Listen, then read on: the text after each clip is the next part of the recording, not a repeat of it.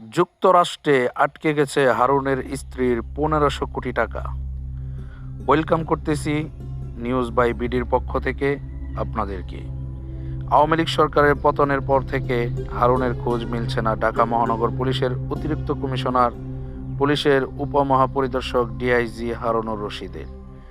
ডিএমপির গোয়েন্দা প্রধান থাকা অবস্থায় ব্যাপক আলোচিত ছিলেন তিনি।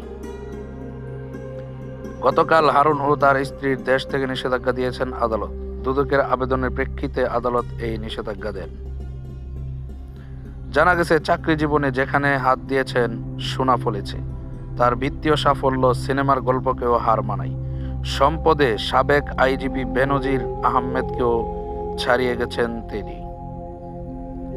দেশে নামে বেনামে স্থাবর সম্পদ গড়ার পাশাপাশি বিদেশেও করেছেন সম্পদ। জানা গেছে, বিদেশে অর্থ পাচারের জন্য হারুন গড়ে তোলেন নিজস্ব মানি এক্সচেঞ্জ। পুরানা পল্টনের আজাদ প্রোডাক্টসের গলিতে এটির অফিস, দুবাইয়ে এটির শাখা আছে।